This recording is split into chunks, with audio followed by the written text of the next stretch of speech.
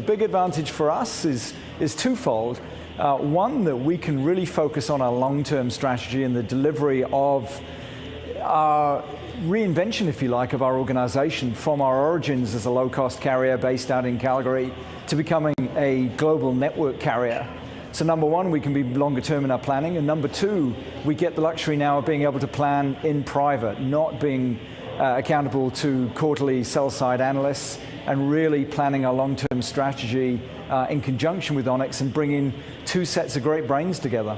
How key is that to be able to plan, as you say, outside of the scrutiny of public markets and investors? We hear it all the time, but give me a real sense of what does that mean in a day-to-day operation of that company, the difference it'll make?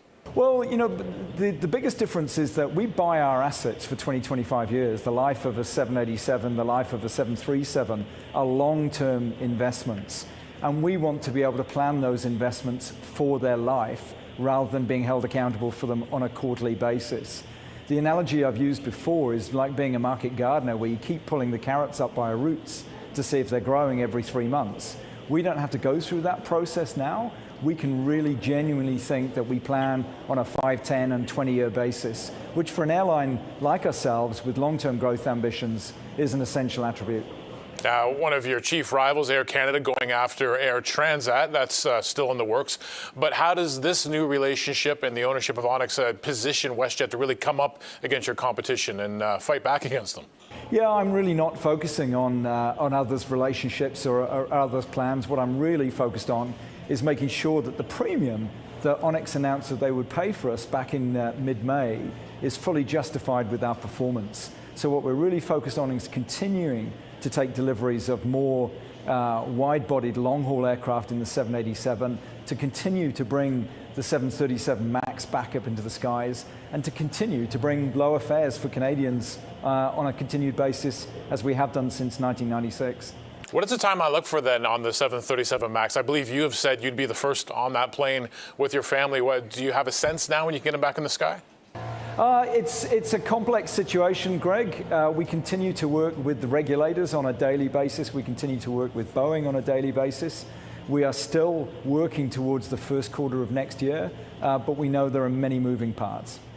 Yeah, a lot of moving parts there. I noticed that when you were talking about the hurdle that you've cleared now with the regulators, the tweet that the company put out said, you know, it's the same WestJet, just different owners.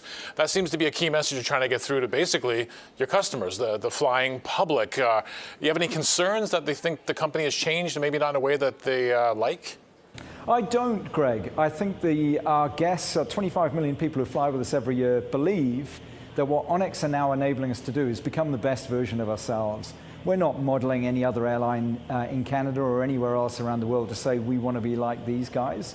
We want the same culture of friendly, personal, humane service to continue to be one of our great differentiators, but now on more and more modern aircraft. So I think our customers are actually really excited about Onex's ownership and what that might mean for future aircraft orders, new routes to fly, new partnerships that we're going to explore, and just taking Canadians further around the rest of the world than we've ever taken them before.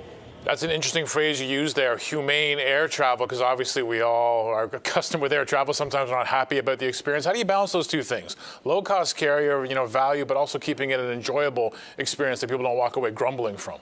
Yeah, absolutely. Look, it's a very, very snowy and very cold day here in Calgary today. We know that disrupts on a day like today are almost inevitable.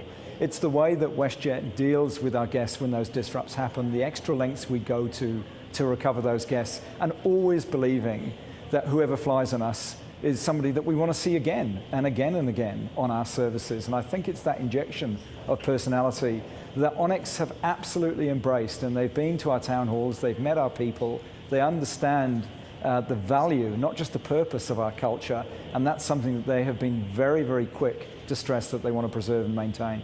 Now, given the opportunities of going private, getting out of the public scrutiny, Onex behind you with their deep pockets, where do you see WestJet a year, 5 years, 10 years from now? What does this airline look like?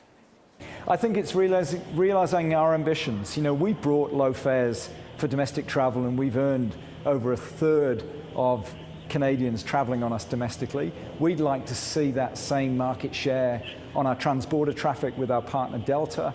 We'd like to see a similar market share on our transatlantic traffic with partnerships that we're developing with Air France, KLM, and Virgin. And we really do see us reaching out across the world to continue to ensure that Canadians have fair airfares, whether they're traveling long haul or whether they're traveling domestically here in Canada. The same principle will apply.